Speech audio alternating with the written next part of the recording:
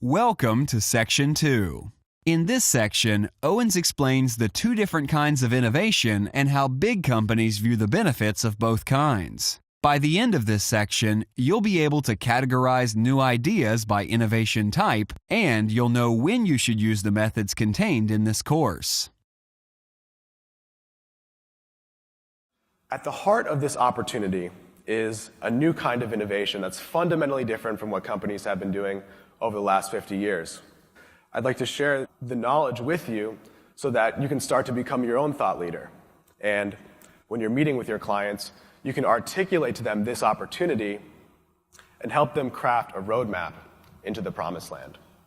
So the main idea here is about these two different kinds of innovation that are fundamentally different. The first kind is what companies have been doing for the last 50 years, sustaining innovation. And sustaining innovation is taking our existing business lines and making small changes to them, small improvements, so that we can deliver better performance to our existing customers at a lower cost.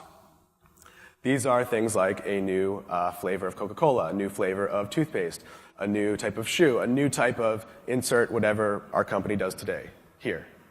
And these innovations are, for the most part, predictable, and I'll show you why they're very different from what companies are now starting to do. And when you speak to an innovation manager inside a company, most of them are hired to be sustaining innovation managers. The clear tell here is because they don't have any budget, because they're not actually supposed to create new things. They're supposed to find synergies across the existing business units. So this is how companies have been innovating for 50 years, and most innovation people inside companies are sustaining innovation managers.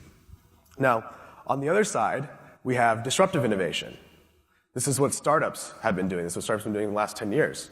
And this is creating completely different products that the goal of being 10 times cheaper, 10 times faster, 10 times better. And also accessing new sets of customers that our old products hadn't accessed before. This type of innovation is very unpredictable, right? Many people doubted the iPhone was a good idea when Apple first announced it. They thought, oh, they'll never be able to compete with BlackBerry. They'll never be able to replace this keyboard that I love. And so both of these types of innovation are important capacities for companies to have, right? They need to be innovating in a sustaining manner to stay at the head of their market.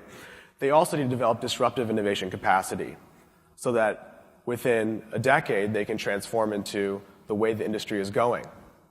And there's a struggle inside companies, of course, to adopt these disruptive practices because of the old way of thinking, and this change is being driven by the new way of thinking. So let me explain to you those two different forms. In the old way of thinking, you have to realize that most of the world's largest companies are publicly traded, and Wall Street biases them towards the short term. So executive leaders are always concerned about quarterly-based results. What am I going to hit next quarter? The average executive may spend only 2 years in a single role, and the average public CEO tenure is only 5 years. So when it comes to sustaining innovation, these are small improvements which could drive new revenue by the next quarter. Sounds awesome. And when you talk about disruptive products, these things take 10 years to reach maturity. Not very exciting for almost anybody because they'll be long gone. In fact, you could be on the third CEO since the time the idea was hatched.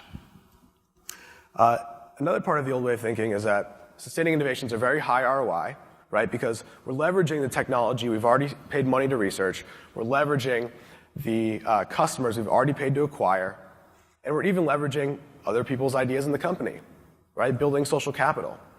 Disruptive innovations actually try to tell other people in the company that their ideas are inferior, right? We're actually cannibalizing our existing lines of business and, threatening potentially thousands of jobs in our business. So you can see why, for the last 50 years, companies have not wanted to do this. Until now, when really the new way of thinking is coming about, which is these sustaining innovations are very short-lived. There's only so many flavors of toothpaste that you can come up with, so many different features that you can add to your core products, and eventually someone's going to come up and sideline you and come up with a 10 times better product that is using fundamentally different rules. In addition, disruptive innovations have huge upside. So the iPhone represents 55% of Apple's revenue. Right? 55% of their revenue is one of their newest products, since the last decade. The iPad represents about a quarter of the revenue. Laptops and computers represent 11%. Right? That was their core business before. So disruptive innovations can take a company to entirely the next level, pave them into the new industry. Disruptive innovations, sustaining innovations, are also somewhat uninspiring. Right? How many of our customers want to hear about a small change that we're doing, a new version of the same thing? It's not very inspiring.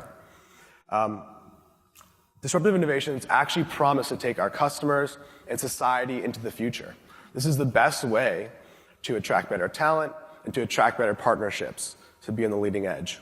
So this is the new way that the smartest enterprises are seeing the potential for disruptive innovation.